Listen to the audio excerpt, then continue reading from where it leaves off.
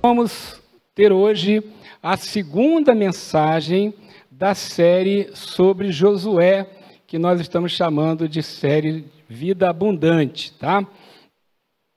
Quem está em igreja há mais tempo já deve ter estudado na escola bíblica ou em algum curso bíblico que Josué é um livro histórico. Você sabe que os livros da Bíblia, eles são divididos por assunto. Então, os primeiros 5 são chamados livros da lei, ou os livros de Moisés, chamado também de Pentateuco. E aí começa com o livro de Josué, os chamados livros históricos. Essa classificação é muito didática, muito boa, tá? Ela não está errada, mas nós temos que entender que a Bíblia não tem apenas histórias que aconteceram, histórias reais. Tudo que está na Bíblia está lá com um ensino espiritual. Não é apenas para que você conheça a história, mas ali sempre tem algum princípio ou vários princípios para a sua vida. Então, o livro de Josué, ele, além de ser a história da conquista da terra prometida pelo povo de Israel, ele também é uma alegoria da nossa vida cristã.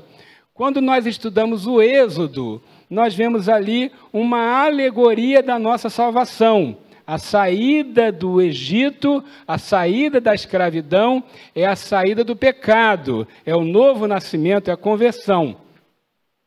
A Bíblia diz lá em Corinto que quando o povo passou pelo Mar Vermelho, ali foi o batismo do povo. Então, a travessia do Mar Vermelho é uma alegoria do nosso batismo. E o livro de Josué, o que é? O livro de Josué, não é a alegoria, a ilustração da vida cristã, a vida de santificação, onde o Espírito Santo quer tomar conta de todas as áreas da sua vida. Ele quer conquistar a sua alma. Então, Moisés é uma figura, um tipo, uma ilustração de Jesus, o Salvador. E Josué é um tipo, uma ilustração, uma figura do Espírito Santo, que vai conquistando gradativamente a nossa alma. E nós estamos, então, vendo como que isso acontece a partir daquilo que aprendemos no livro de Josué. Então, nosso estudo é sobre o livro de Josué e eu recomendo que você estude, que você leia este livro, tá bom? É uma tipologia da nossa santificação, tá? É a conquista do Espírito Santo das áreas nossas da vida em que nós precisamos da presença de Deus, tá certo? Aí você vai ter várias questões que nós estamos abordando nesta série. Por exemplo, nós vimos semana passada a necessidade de uma orientação, um alinhamento com a palavra de Deus. Primeira recomendação de Deus para Josué foi que ele fosse corajoso e que ele estivesse sempre em contato com a palavra de Deus. Vimos como isso é essencial para que o Espírito Santo ocupe a sua alma. E hoje, então, a gente vai continuar essa conversa, tá certo? Eu quero recomendar a vocês 2 livros para ajudar a estudar este assunto. O primeiro livro é este aqui, é um livro chamado Josué, o Manual da Vida Abundante.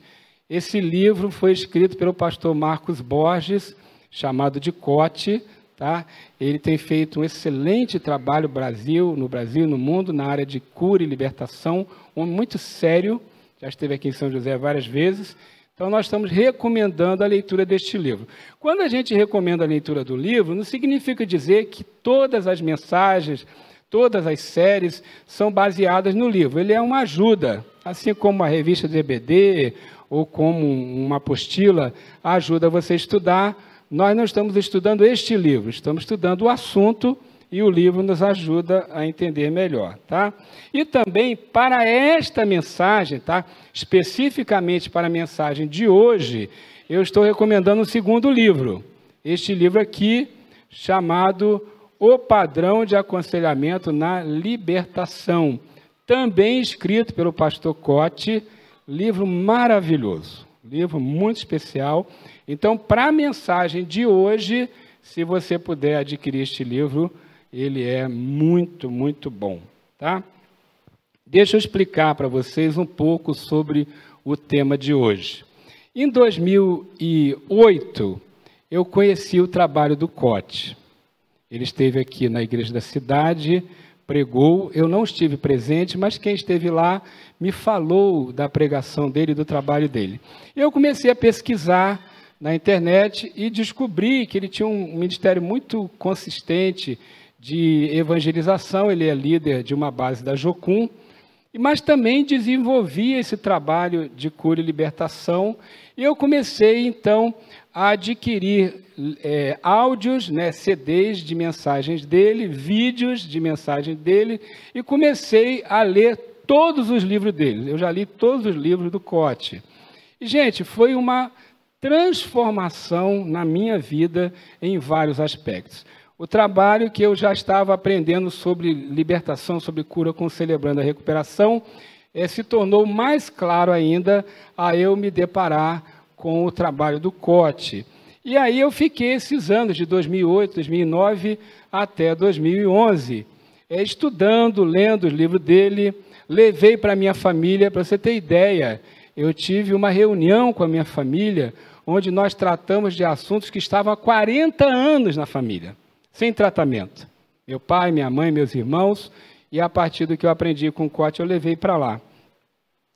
E em 2011, em março de 2011, eu fiquei 26 dias em um retiro lá em Curitiba, na verdade, na cidade de Almirante Tamandaré, na Grande Curitiba, lá na base da Jocum do Cote, e fiquei 26 dias estudando sobre cura e libertação com ele, em uma escola chamada EIFOL, Escola Integral de Formação de Libertadores. E, gente, foi um tratamento profundo de Deus na minha vida, eu já tinha recebido bastante, e 50% do curso da EIFOL é baseado nesse livro aqui. 50% do que você aprende lá é isso. Depois, o curso era de 26 dias, um dia o Cote veio pregar na nossa igreja de Jacareí, eu falei assim, Cote, 26 dias é difícil para um pastor, para alguém ficar, né? Dá uma cortada aí nesse curso, parcela. Aí, algum tempo depois, ele fez a EIFOL agora em 2 módulos. Tem o módulo 1, o módulo 2, de 15 dias. Vera fez o módulo 1, então eu recomendo que você faça, tá? Por que eu estou contando essa história para vocês? Porque a mensagem de hoje é baseada em algo que eu aprendi lá. Está no livro, só que não é uma coisa do Cote, é um assunto bíblico. Você vai perceber que é bíblico como a gente conversar sobre ele, tá?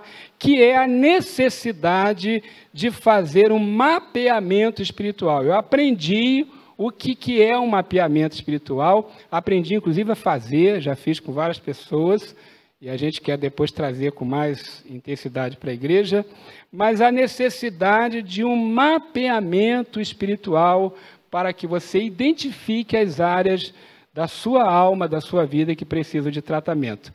A gente faz um pouco disso no CR, no Caminho da Recuperação. No passo 4, nós temos uma coisa chamada inventário moral ou escrever suas memórias, que é uma espécie de mapeamento também. Tá? Só que o mapeamento que o Cote faz, e vários grupos como ele fazem, é um mapeamento muito mais específico na área espiritual e também, em alguns casos, mais extenso. Tá? Hoje, então, nosso tema, nosso assunto é mapeamento espiritual. O que é isso? O que é um mapeamento espiritual? Tá? Lá em Josué 2:1, está escrito assim: Então Josué, filho de Num, enviou secretamente de Sitim 2 espiões e lhes disse: Vão examinar a terra, fazer um mapeamento da terra, especialmente Jericó. Eles foram e entraram na casa de uma prostituta chamada Raabe, e ali passaram a noite.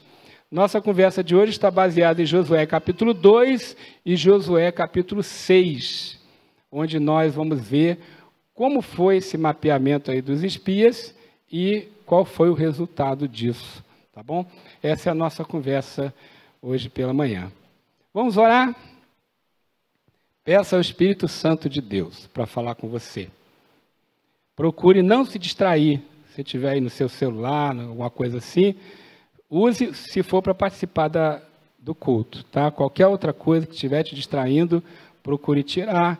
As coisas que você tem que resolver amanhã, as coisas pendentes, procure não se distrair. Você que está ouvindo agora também, vai ouvir depois. Procure manter sua mente e seu coração na mensagem que você vai receber agora. Tenho certeza que ela pode fazer grande diferença na sua vida. Vamos orar por isso?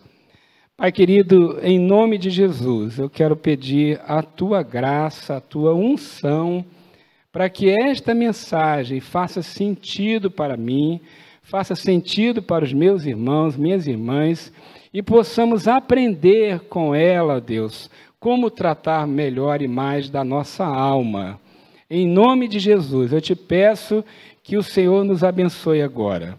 Tudo que é teu, tudo que é bom, perfeito e agradável, abrimos nossa mente e coração para receber.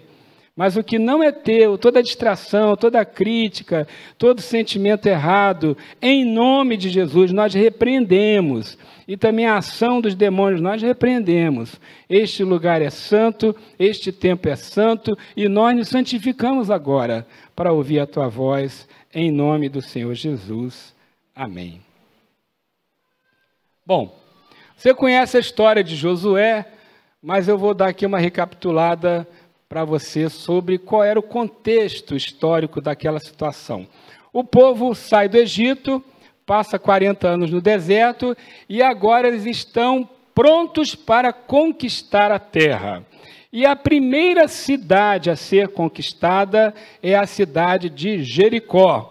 Eu tive a alegria de estar nessa cidade 2 vezes. É considerada uma das cidades mais antigas do mundo, a cidade de Jericó. Jericó, situada perto do Rio Jordão, perto do Mar Morto, e é uma cidade que tem fontes. Ela é chamada também a cidade das palmeiras, uma cidade muito interessante. E naquela época, a cidade de Jericó era uma cidade grande e fortificada. O que significa isso? Ela tinha grandes muralhas. E, gente, a muralha daquela época não era o murinho que a gente faz hoje, não, tá? Uma carreirinha de tijolos. As muralhas daquela época, não sei se você já viu uma foto da grande muralha da China, já viu? Né? Dá para passar um carro em cima. Então, as cidades daquela época, elas tinham muralhas muito grandes e largas. E ficavam os exércitos da cidade em cima dessa muralha para defender. Então, era uma cidade fortificada, muros enormes. Humanamente falando, quase impossível de conquistar com o aparato que o povo de Israel tinha. Outros povos, mais tarde, como os assírios, os babilônios, os exércitos de Alexandre, os exércitos romanos, eles tinham equipamento para conquistar cidades fortificadas. Mas o povo de Israel não tinha. Então, não tinha como conquistar aquela cidade do ponto de vista humano. Mas Deus havia prometido que eles iriam conquistar. E aí Josué envia espias para olhar essas cidades, olhar a terra e ver como faria a conquista. E a primeira cidade para onde eles vão é justamente a cidade de Jericó. Agora, interessante que a Bíblia diz, a Bíblia é muito resumida em algumas coisas, a Bíblia diz que eles entraram na cidade e foram para a casa de uma prostituta, chamada Raabe. Como é que eles encontraram a prostituta, como é que foram, nós não sabemos. Mas sabemos que eles entraram na cidade e foram já para essa casa da prostituta. E lá, eles fizeram o mapeamento da cidade e ficaram sabendo por Raabe qual era o estado de ânimo do povo daquela cidade, como eles já estavam temendo a ação de Deus ali. Quando eles estão na casa de Raabe, ela faz um pedido, ela diz, olha, na verdade Raabe pregou para os espias, Deus está com vocês, vocês vão conquistar, a gente já sabe que vocês são de Deus, ouvimos falar das maravilhas que vocês fizeram no Egito, então eu sei que vocês vão conquistar a cidade. Agora quero pedir uma coisa, que vocês poupem a mim e a minha família. Eu quero ser parte do povo de vocês, e eu quero então pedir que vocês poupem, porque vocês vão conquistar. Só poupem a minha família. E aí os espias combinam com ela uma coisa, diz assim, olha, quando os nossos exércitos estiverem conquistando a cidade, você amarre um cordão, um lenço vermelho, tá, na porta, na janela lá da sua casa. E isso será o sinal para que a gente não destrua a sua casa e a sua família, porque nós vamos destruir tudo mais. E aí ficou combinado assim. No capítulo 6 você vai ver que, de fato, o povo conquista e Raabe coloca esse cordão, nesse lençol vermelho. Nas versões antigas da Bíblia vai ser cordão escarlate, né? Mas é vermelho, tá? Então ele fica lá como um símbolo de que aquela casa estava protegida e não seria invadida pelos exércitos do Senhor. Tá certo? E vocês conhecem a história, realmente Jericó foi destruída, foi ocupada, e Raabe e sua família foi salva. Essa é a história. Vamos aprender o ensino espiritual que isso tem para nós. Quando a Bíblia fala de fortalezas, existem fortalezas do bem e fortalezas do mal. Quando nós estamos falando aqui da fortaleza de Jericó, simbolicamente nós podemos tratar também de fortalezas da alma, fortalezas da mente. O que são fortalezas da mente? Você pode até ler livros sobre isso, tá? Tem livros que tratam disso. O que são fortalezas da mente? São mentiras que o diabo planta na sua mente. E essas mentiras vão construindo uma fortaleza, onde você se torna prisioneiro desses pensamentos. Por exemplo, uma pessoa que diz assim, eu não consigo parar de beber, não tem jeito, para mim não tem jeito. Isso é uma fortaleza da mente, é uma mentira na qual ela acredita. Vamos pensar no cristão que tem algum tipo de vício. Imagine que algum homem na igreja tem vício de pornografia. E ele não consegue se libertar daquilo. Ele está sempre prisioneiro daquilo. Tem uma hora que ele diz assim, eu não consigo parar. É uma fortaleza da mente. Tem pessoas que têm problemas financeiros. E ela diz assim, eu não consigo resolver isso. Eu estou sempre quebrado, sempre destruído. Eu não consigo. É uma fortaleza da mente. Pessoas que estão sempre começando projetos e nunca terminam. Ela diz assim, eu sou incapaz, eu não consigo, eu sou um nada, eu sou um zero, eu sou um fracasso. Isso é uma fortaleza da mente. O diabo vai criando em sua mente mentiras e a pessoa se torna prisioneira daquela mentira. Ela vai sendo aprisionada por esses pensamentos e sentimentos, e ela vai cada vez mais se tornando refém dessa situação. Pode ser um vício, um mau hábito, um pecado, uma área de derrota, uma pessoa que foi abusada. Ela diz assim, para sempre eu vou ser vítima das consequências deste abuso. Imagine uma mulher que foi estuprada, foi abusada. Aí ela não consegue desenvolver mais relacionamentos, ela tem medo dos homens, ela não quer casar porque tem esse medo. E ela diz assim, eu jamais vou superar isso, eu jamais vou ser feliz, vou casar, vou construir uma família porque eu sou vítima daquele abuso que eu sofri.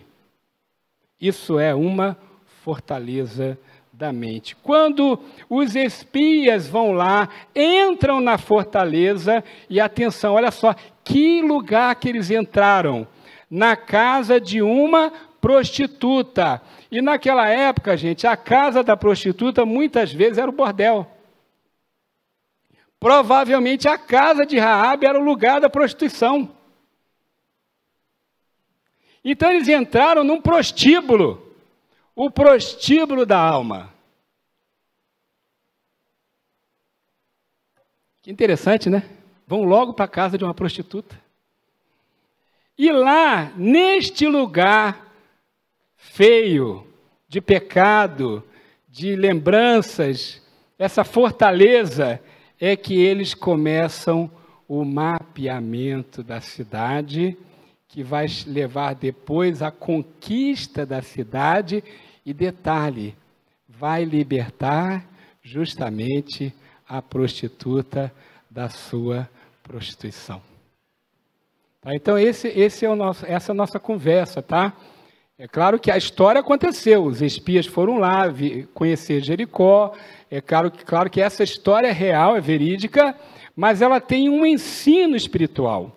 Paulo vai dizer lá em Coríntios, se não me engano, Romanos, que tudo que foi escrito para nos ensinar, não só sobre o que aconteceu, mas também uma verdade espiritual. Então, nós precisamos conhecer essas fortalezas e precisamos destruí-las, porque essas fortalezas nos impedem de avançar na vida. Pessoas que são vítimas de pensamentos. Às vezes você ouviu do seu pai, você não vale nada, você não vai a lugar algum. E a pessoa se torna prisioneira desta palavra. Eu atendia um rapaz, alguns anos atrás, em uma outra igreja, um empresário, bem sucedido, o rapaz, tinha 3 negócios bons, e um dia, ele estava na nossa igreja, um dia a esposa dele me ligou desesperada, disse, pastor, por favor, converse com ele. Ele não tira folga, ele não tira férias, ele não fica com a família, ele só trabalha, ele não cuida de mais nada, e isso está prejudicando o nosso casamento, a nossa família. Eu fui conversar com o rapaz, e aí eu ouvi a história dele. E ele me contou que o pai dele era comerciante. E o pai dizia para ele, quando ele era garoto, você é um inútil, você não vai dar em nada, você não tem capacidade de ter um negócio, de prosperar, porque você é um zero. Ele diz que o pai dele falava isso para ele. E aquele moço, o pai já tinha morrido. Ele tinha 3 negócios, ele trabalhava 16, 18 horas por dia, ele não tirava folga, ele não tirava férias, ele tinha bons recursos, não passeava, não viajava com a família, ele só trabalhava para provar para o pai que já estava morto que ele não era um zero, não era um fracasso. Isso é uma fortaleza. A pessoa é prisioneira de uma palavra, de um pensamento. Ele não consegue nem viver bem por causa daquela palavra, entende? Então, a gente precisa entender quais são as fortalezas da nossa alma, da nossa mente, e destroná-las, destruí-las. Essas fortalezas, esses muros precisam cair, para que a gente tenha vida abundante. Agora, existem alguns pré-requisitos para isso, tá, gente? Eu poderia dar um curso aqui sobre isso, é muita coisa para ver, tem livros sobre isso. Nós não vamos fazer um estudo exaustivo desse tema, estou introduzindo o tema para você entender isso. No CR a gente trabalha um pouco isso, não com esse nome, mas trabalha um pouco isso quando a gente faz inventário, vê as memórias, tá? Mas eu quero ver com você alguns pré-requisitos para que você possa tratar das suas fortalezas. Mas antes, deixa eu dizer uma coisa para você. Não é apenas o incrédulo, a pessoa sem Jesus, que tem fortalezas, não. O cristão convertido também tem. A Bíblia chama de velho homem esse negócio. Qual é a diferença? O cristão convertido, por ele já ter nascido de novo, ele tem o Espírito Santo. E ele pode, então, usar os recursos do Espírito Santo para vencer, porque você muitas vezes não vence sozinho. Então, o Espírito Santo em você vai ajudá-lo a vencer. A pessoa sem Jesus, sem o Espírito Santo, tem muita dificuldade, muitas vezes não consegue. Por exemplo, nos grupos de alcoólatras anônimos, não se fala que a pessoa é curada do alcoolismo. Diz apenas que ela controla. Porque eles não acreditam na cura. Agora, a gente diz aqui que uma pessoa pode ser curada de alcoolismo. Isso é a ação do Espírito Santo libertando a pessoa. Então, veja, mesmo cristãos convertidos, filhos de Deus, podem ter áreas da sua vida que são prisões. Uma pessoa que é cristã, mas se sente derrotada. Uma pessoa que é cristã, mas tem um vício ainda. Uma pessoa que é cristã, em alguma área da vida, ele sofre, ele não consegue ter alegria, porque aquela área é uma área dolorosa. Então, é preciso sempre buscar a direção de Deus. Uma pessoa sem Jesus precisa se converter para ter o Espírito Santo, para ter o Josué na vida dele. E a pessoa já convertida precisa se valer do poder do sangue de Jesus para essa libertação. Vamos então ver alguns pré-requisitos para você tratar disso. Tanto você que tem que se converter, quanto você que já é filho de Deus. Primeiro, admita que há áreas em sua vida para serem tratadas. A gente já fala isso toda hora, né, gente? Você já ouviu isso de mim alguma vez, né? Mas sempre é bom renovar esse pensamento. Eu gosto de usar aqui a ilustração que a pessoa se converteu, tinha uma dívida de 100 mil no banco. Ela vai para o gerente e diz assim, ó, me converti na Igreja Batista do Jardim Satélite, pregação do pastor Ricardo, e agora, seu gerente, eu aprendi o seguinte, quem está em Cristo, nova conta bancária é. As dívidas velhas já passaram, eis que o saldo se fez novo, não devo mais nada. É assim? Não é assim. Existem pendências para tratar. Então você, filho de Deus, talvez tenha áreas da sua vida para tratar. Pecados, vícios, dores, traumas, abusos, áreas de derrota, maus hábitos, e você às vezes nem percebe. Por exemplo, a gente no CR diz que o perfeccionismo é a compulsão. A pessoa acha que é uma coisa muito boa, quero tudo certinho. Às vezes ela se torna um tirano dentro de casa, um problema no trabalho, um problema na igreja, porque ela é perfeccionista. Ela acha que isso é bom, mas isso está atrapalhando a vida dela e dos outros. Então tem que tratar. Isso é só um exemplo, né? A casa de Raabe representa os espaços pecaminosos dessa fortaleza, não é? Ela representa as áreas doentes que precisam ser tratadas. Gente, a prostituta, naquela época, era a pessoa última da sociedade. Assim, o último do último, o mais desprezado de todos, era a prostituta. Primeiro que era mulher, já era desprezada, e ainda mais prostituta. Prostituta não tinha família, não tinha casamento, não tinha marido, né? Então, era uma pessoa desprezada. E é ali que os espias vão, não é? Espiritualmente, então, representa os porões da nossa alma. Aquele lugar que você não quer que ninguém saiba que existe. Às vezes esconde do cônjuge, dos filhos, esconde do pastor, esconde do líder de célula, do líder de ministério, mas ele está lá, perturbando, atrapalhando a sua vida, uma dor que não passa. Você ora, jejua e não passa. Como é que não passa? Não passa porque tem um tratamento específico. Quando você tem dor de cabeça, você pode orar, às vezes a dor de cabeça passa o coração, mas às vezes tem que tomar um remedinho. Não é? Se tem um problema de coração, você pode orar e Deus curar, mas às vezes tem que fazer uma cirurgia de coração. Então tem coisas que o tratamento é específico, minha gente. E Deus quer que você passe por esse processo de tratamento. Então você precisa admitir que tem alguma coisa na sua vida fora de lugar. Não estou dizendo que necessariamente tem, talvez até você já tratou, mas muitas vezes existe sim. Gente, eu atendo pessoas toda semana, gente que tem 20, 30, 40 anos de igreja, e você vai ver, ele tem problemas, quer dizer, como que ele tem esse problema? Como que ele tem essa dificuldade? Às vezes a pessoa tem uma vida dupla, dentro da igreja, você vai dizer, ah, não é convertido sim, é filho de Deus, está sofrendo, está triste, mas tem algo na alma dele que não está bem, precisa de tratamento, é o velho homem incomodando. Que áreas que nós devemos tratar? Tem aí uma lista exemplificativa para você ver, a gente usa muito no CR essa lista aí. Está vendo esse tanto de coisa?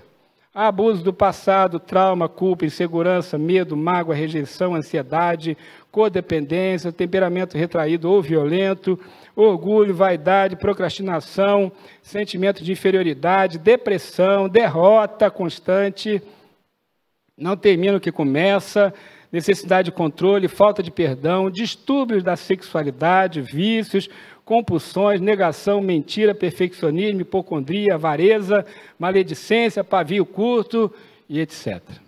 Isso é só uma lista exemplificativa. Você pode ter isso e outras coisas mais, não todas, mas alguma delas talvez você tenha sim. E essas coisas estão atrapalhando você de viver uma vida abundante.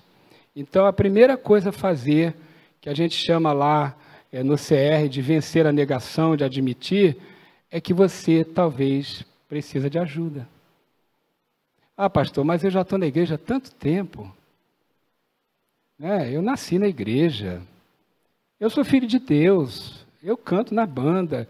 Eu sou líder de célula. Eu sou líder de ministério. Eu fui criado na escola bíblica. Eu já assisti milhares de cultos. Eu preciso realmente disso? Precisa, meu querido. Você precisa. Eu preciso. Por isso que eu fui ficar 26 dias num retiro lá em Curitiba, porque eu identifiquei na minha alma coisa para tratar. E eu estou tratando até hoje. E não fique nessa pose, nesse status, né? Não faça isso. Admita que tem áreas da sua vida que precisa de tratamento. E trate. Aí você vai ter uma vida abundante. Segunda coisa, peça ajuda de pessoas preparadas. Primeiro que você precisa de ajuda, tá? Tem que admitir o problema e precisa de ajuda. Quase sempre não é possível vencer sozinho o problema que você tem há muito tempo. Tá bom? Você precisa de ajuda. Bom, agora, que pessoas são essas? Não pode ser qualquer pessoa. Não pode ser qualquer pessoa de qualquer maneira, de qualquer jeito. Tem pré-requisitos para você ter esse tipo de ajuda, tá? Esse mapeamento espiritual, a pessoa que vai ajudar você a enxergar e tratar dos seus problemas, eles têm que ter alguns pré-requisitos. Primeiro, tem que ser pessoas maduras. Não pode ser novinho na fé, não pode ser neófito. A Bíblia fala que Josué enviou os príncipes de Israel. Primeiro ele enviou antes, lembra os 12 espias? Eram líderes das tribos. Quando ele enviou de novo, 40 anos depois, ele enviou gente madura, gente preparada. A Bíblia não diz o nome deles, mas certamente eram pessoas que Josué sabia que eram prontos para aquela obra. Estavam espiritualmente tratados, pessoas maduras, cheias de fé, pessoas que sabiam lidar com aquilo que encontrariam, tá?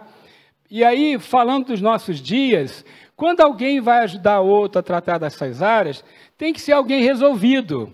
Porque nessa área de cura e libertação tem muita mentira, tem muito circo, tem muita gente imatura, a pessoa começa a lidar com o sobrenatural e ela se sente com superpoderes por causa do discernimento que ela pode ter estudando, lendo, aprendendo.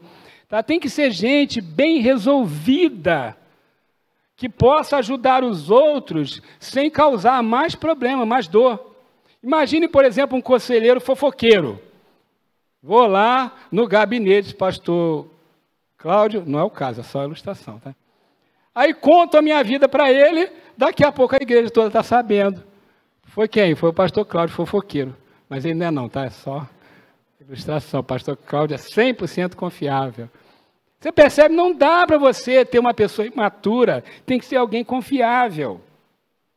Outra coisa, são pessoas comissionadas para este ministério. O que significa isso?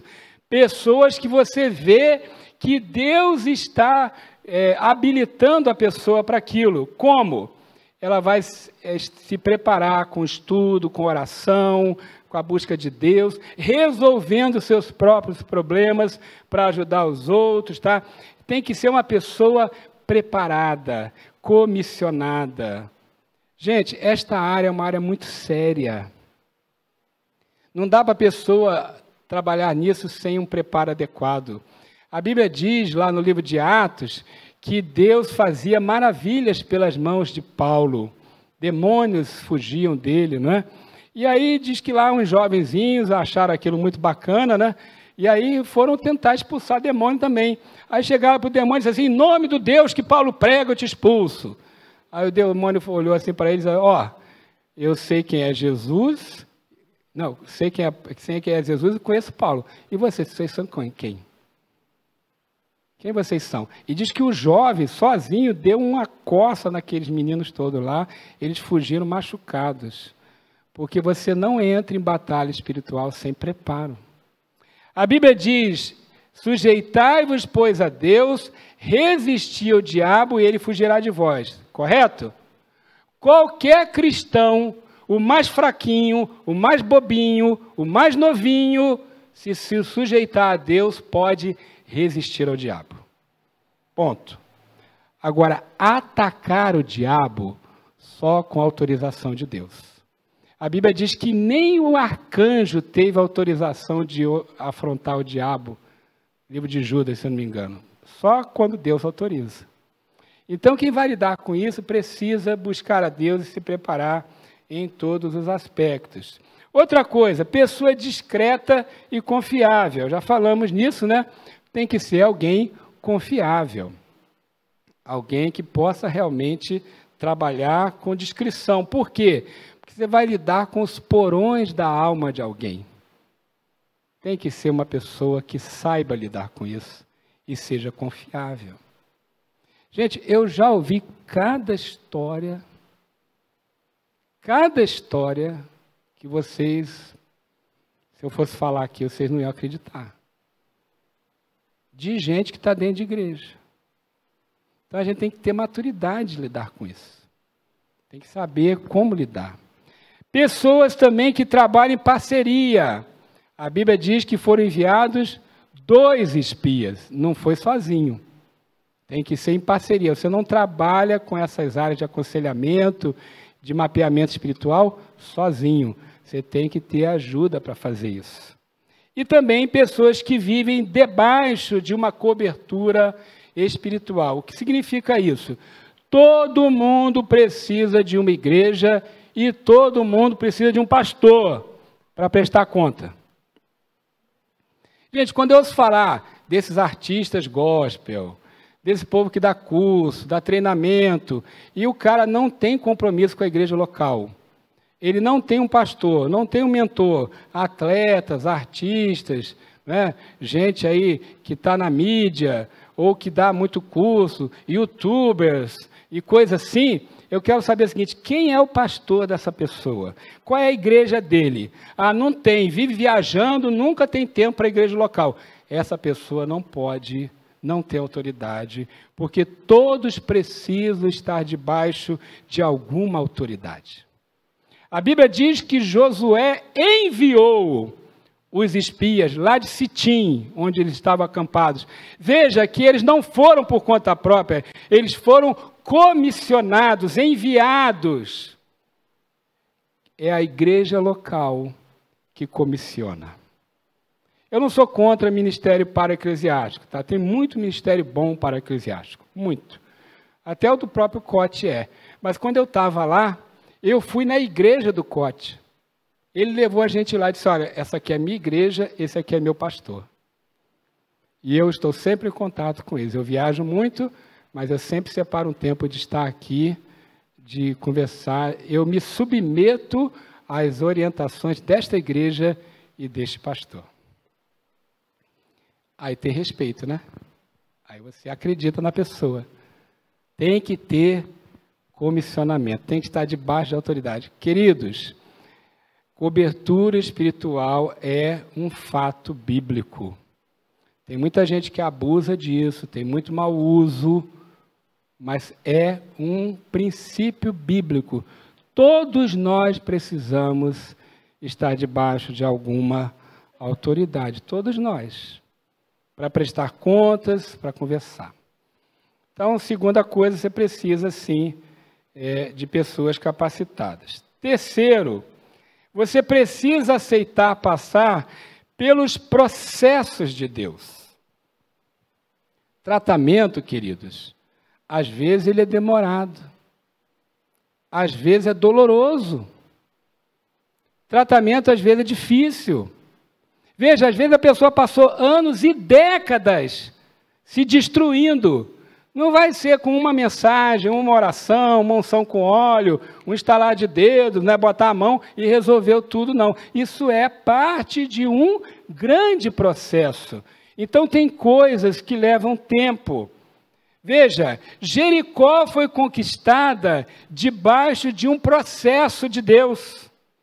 A Bíblia diz que, primeiro, o povo tinha que circular pela cidade uma vez por 6 dias. Então, levantavam cedo e davam uma volta inteira na cidade e voltavam. Outro dia fazia a mesma coisa. Calados. A Bíblia diz que eles não podiam falar nada. Só 7 sacerdotes tocando 7 trombetas é que podiam tocar. Ninguém podia falar nada. Aí 6 dias nisso. No 7º dia, diz a Bíblia, o Josué orienta o povo, que eles tinham que dar 7 voltas. No 7º dia, 7 voltas ao redor de Jericó. Minha gente, milhões de pessoas dando volta em volta de uma cidade. Pensa como era trabalhoso e difícil isso. Eram muitos quilômetros para andar. Era um negócio difícil, milhões de pessoas. Não era pouca gente, não. Era um punhadinho, não. Eram milhões de pessoas e tinha que andar muitos quilômetros. Mas eles já obedecem. Primeiro dia uma volta, segundo dia, terceiro caladinho. Ninguém podia falar nada. Calado. No 7º dia, 7 voltas. Imagina a canseira que deu. E aí Josué diz, na 7ª volta, quando eu der o sinal, vocês vão gritar. Ah! Alguém estava dormindo, acordou agora, né? E aí, gente, diz a Bíblia que aqueles milhões de pessoas, eles gritaram. E um pastor que eu ouvi falando sobre esse fato, disse assim, Deus criou ali um canhão de som. E aquele grito lá fez as muralhas de Jericó caírem sozinhas. Processo de Deus. Raabe também precisou passar por um processo.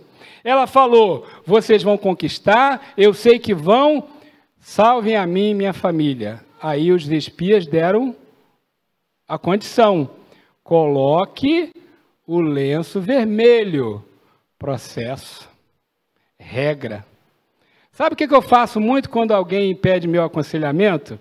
A pessoa diz, pastor, eu preciso conversar com o senhor, a gente precisa conversar várias vezes, eu estou com um problema aqui difícil, o senhor pode me mentorear, pode me ajudar? Eu falei, posso. Aí sabe o que eu faço? Primeiro dia eu ouço a história da pessoa, ouço a história, e aí eu dou uma tarefinha no final da conversa. Na semana seguinte eu pergunto, cumpriu a tarefa? Ah, pastor, não deu, não sei o que, tá bom. Aí conversamos mais, eu dou de novo a tarefa, ou outra, ou as duas. Aí na terceira conversa, cumpriu a tarefa, eu falo o seguinte, você não está comprometido. Você diz que quer ajuda, mas você não está comprometido com o tratamento. Que eu estou te dando tarefa aqui, se você realmente tivesse comprometido, você ia fazer. Às vezes é uma leitura, às vezes é um vídeo, às vezes é um áudio, às vezes é alguma coisa que ela precisa fazer e ela não faz. Qual é o recado que ela está me dizendo? Eu não estou comprometido. Eu sempre faço isso. E aí, quando eu vejo que a pessoa não está comprometida, eu digo para ela, hoje eu digo, desculpa a expressão, na cara dura. Eu digo, querido, nós vamos parar. Porque você está tomando meu tempo, eu tomando o seu e a gente não está avançando. É claro que antes de parar eu dou esse aviso, né? 1, 2 vezes. Aliás, eu já digo no primeiro dia. Para a gente continuar, eu preciso ver compromisso da sua parte. Preciso ver algum avanço aqui. Porque se a pessoa não está comprometida com os processos, e ela não está comprometida porque dói. Tratar dói. Se ela não está comprometida com os processos, no fundo, ela quer um analgésico, ela não quer tratar do problema. Você vai no médico, está com dor de dente. Aí o médico diz, olha, eu vou te dar aqui um analgésico para passar a dor, mas a gente vai ter que extrair esse dente aí. Aí você diz, de jeito nenhum, quero extrair o dente não, só quero analgésico. É assim que faz? Ó, precisa fazer cirurgia. Você está aí com dor, é cirurgia. Não, cirurgia não, eu só quero o remedinho para acabar a dor. Pastor, bota a mão na minha cabeça, pastor, vem me visitar, ora por mim, me unge com óleo, aí a gente faz. Aí daqui uns dias ela volta de novo, com o mesmo problema. Pastor, bota a mão na minha cabeça, ora por mim, me visita, fala comigo, fala com meu marido, fala com a esposa, fala com o filho. Aí a gente abençoa, resolve, conversa. E ela fica o tempo todo com isso. Aí eu digo, opa, nada disso. Não vou ficar a vida toda cuidando de você, te dando leitinho, não, está na hora de crescer. Se comprometa com os processos. Tá? Dói, pastor, é para doer mesmo. Que às vezes tem que doer primeiro para ficar bom. Remédio amargo, mas cura. Dói, mas é para refazer. É ruim, mas é bom. Tem que tratar. Eu sempre conto a história do meu joelho, né? Esse joelho estava estourado em 2013. Fui no médico e ele falou assim, ó, tem que fazer cirurgia. O único tratamento é cirurgia. Ou então você vai conviver com essa dor aí, não era muito intenso, mas é cirurgia. Aí eu falei assim, tá bom, vamos fazer a cirurgia. Aí ele disse para mim, ó, tem o seguinte, depois da cirurgia, por algumas semanas, vai doer mais do que está doendo agora. Depois é que fica bom, com a fisioterapia, com os remédios, mas primeiro dói mais do que dói agora. E foi assim mesmo. Fiz cirurgia, por algumas semanas doía muito mais. Depois é que ficou bom. Então, gente, tem gente que diz assim, agora que eu me converti, ficou tudo ruim. Quando eu não era convertido, estava na balada, na bagunça, eu tinha uma vida muito melhor. Falei, claro, você está passando por um tratamento, e às vezes, para ficar bom, tem que doer. Você estava na balada, estava se distraindo, estava no erro, no pecado, parecia que estava bem, mas tinha uma doença. Essa doença estava matando você. E agora você está em tratamento, dói, mas é para ficar curado. Tem que se submeter a tratamento de Deus. Isso exige obediência, exige submissão. Processos de Deus muitas vezes são dolorosos, levam tempo. Às vezes nos sentimos no escuro. Cadê Deus? Eu estou sofrendo. Mas é assim que Deus trabalha. Você precisa exercitar fé. E às vezes a gente não entende os processos misteriosos de Deus, mas naquele tempo de dor, Deus está tratando, está te curando. Mas não pode largar o tratamento e o processo de Deus. Muitas vezes perdemos a paciência, queremos fazer do nosso jeito. Está demorando muito, está doendo muito, vou fazer do meu jeito. E o seu jeito é ruim. Dá certo não. Submeta-se ao processo de Deus. Não seja autodestrutivo. O povo aceitou o processo. Uma vez, uma volta. Outra vez, outra volta. No terceiro dia, 7 voltas. Nos primeiros 6 dias, fica calado, no silêncio. Aprenda no silêncio. No último dia que você grita. Processo de Deus. Tem que seguir. E por fim, cubra-se com o sangue de Jesus. O símbolo do cordão vermelho, do lenço vermelho na porta de Raabe, era semelhante ao sangue aspergido lá no Egito. Lembra que passou o anjo da morte e eles passaram sangue nos umbrais? Então os espíritos estavam dizendo, do mesmo jeito que Deus nos livrou do anjo da morte no Egito, você vai ter agora o mesmo símbolo, um lenço vermelho, simbolizando o sangue do Cordeiro. Esse é o símbolo do livramento e da cura. E Raabe aceita passar por esse processo, porque ela entende que é o povo de Deus, é o Deus Todo-Poderoso que está ali agindo. E ela então se cobre simbolicamente. O povo não sabia ainda que ao se cobrir com o sangue do Cordeiro, ao fazer o sacrifício do Cordeiro, estavam, na verdade, pela fé, se cobrindo antecipadamente com o sangue do Cordeiro Jesus. E, gente, sabe o que é mais extraordinário nessa história? lá em Mateus 1:5, diz que Raabe entrou na genealogia de Jesus, aleluia. A prostituta da cidade perdida se torna antepassada de Jesus, de Davi. Olha que coisa extraordinária. Glórias a Deus. Eu fico empolgado com essas coisas. Mover de Deus. Quem daria alguma coisa por Raabe, prostituta, numa cidade perdida? Ninguém daria nada por ela. E ela se torna antepassada de Jesus. Já se passaram 3.500 anos dessa história e estamos aqui falando dela. Glórias a Deus. Quero concluir dizendo o seguinte: é impossível curar a ferida dizendo que ela não existe. Jeremias 6,14, na versão da Bíblia Vida. Coloca aí. É impossível curar a ferida dizendo que ela não existe. Se você realmente quer uma vida abundante, tem que mapear suas feridas, seus traumas, suas dores, seus pecados e tratar.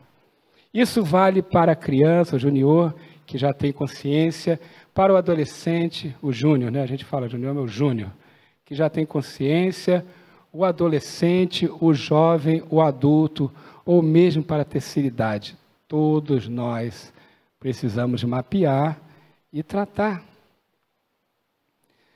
Nós estamos começando a fazer isso na igreja, irmãos. Ainda temos muito que caminhar. No futuro nós queremos fazer retiros, queremos trabalhar melhor isso, ter um ministério de cura e libertação na nossa igreja, um ministério sério, com base bíblica, sem circo, sem mentira. Tem muita gente boa que faz isso, e a gente vai aprender com eles. Mas nós já temos algo na nossa igreja, nós já temos o caminho da recuperação, que faz mapeamento também, que ajuda você a começar esse tratamento, tá? Eu quero, coloca aí o logo do CR, esse ministério pode abençoar a sua vida. Toda sexta-feira, 7h30, estamos aqui para tratar disso, mapear a sua alma e ajudar você a se curar. Você vai ter ajuda de pessoas preparadas para isso, vai ter palestras, vai ter acompanhamento, tá? E lá no CR tem sim um tipo de mapeamento, que é o que a gente chama de inventário moral ou de escrever suas memórias. Vocês vão receber agora, vou pedir para a recepção entregar, um teste, um dos testes que a gente usa no CR, que é um teste que avalia a sua saúde emocional. Você vai receber, tá? Não é para fazer agora não, mas você vai receber e aí você leva para casa, escreve lá, você vai ter uma ideia de como você pode receber tratamento no caminho da recuperação. Um último convite para você. Esse mapeamento, ele pode ajudar todas as pessoas, os que já são cristãos e os que não são. Mas a eficácia dele realmente só é possível se você tiver o sangue de Jesus na sua vida. Ele pode até te ajudar. Às vezes a gente ajuda uma pessoa que não tem compromisso com Deus, já ajuda um pouquinho, alivia. Mas a cura só é possível se a pessoa tiver o sangue do Cordeiro e a presença do Espírito Santo. Então, se você ainda não tem um compromisso com Deus, com Jesus, com a igreja, pega esse cartão aqui, está aí na sua cadeira, ou você que está ouvindo a transmissão, faça contato com a igreja para receber. Nós temos aqui um cartão de decisão, para você preencher, entregar na recepção ou fazer contato conosco, e aí você será ajudado a fazer o quê? Confessar seus pecados, se arrepender deles, entregar a sua vida a Jesus, se converter e com isso, com o sangue de Jesus, com o lenço escarlate sobre você, aí você poderá sim ter a presença do Espírito Santo para mapear a sua alma e ajudar você a vencer e destronar essas fortalezas. Amém? Entenderam, gente? Eu sei que é um assunto novo, né? Para muitos é coisa nova, meio complexo, mas nós estaremos aqui prontos para tirar suas dúvidas, conversar com você, e o que eu quero lhe dizer é, não fique parado, busque ajuda. Tá? Pode entregar, a banda já pode subir, né? não fique sem tratamento. Busque tratamento de Deus, tá? Busque tratamento. Isso aí é só um exemplo de como você pode começar a tratar da sua alma, fazendo um mapeamento aí da sua saúde emocional, tá? Isso é um tipo de mapeamento. Nos mapeamentos, nos ministérios de cura, gente, são páginas e páginas e páginas de pergunta, de coisa para marcar. Eu preenchi um questionário de muitas páginas para saber qual foi o meu envolvimento com um monte de coisa. Eu tive envolvimento com feitiçaria, com idolatria, com imoralidade, um monte de coisas, e isso me ajudou muito a refletir sobre a minha vida, tá? Vamos ficar em pé, você pode ir recebendo aí, mas vamos ficar em pé e orar, já estamos chegando ao final, é importante que você entenda esse assunto, tá?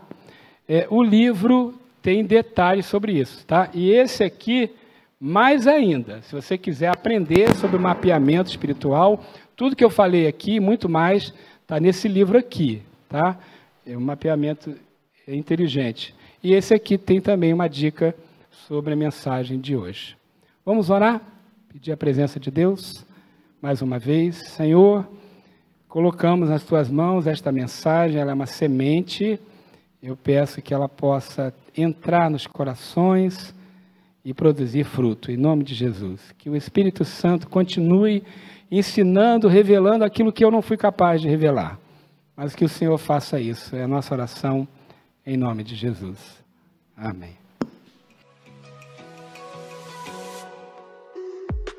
Entre no nosso site www.ibjs.com.br.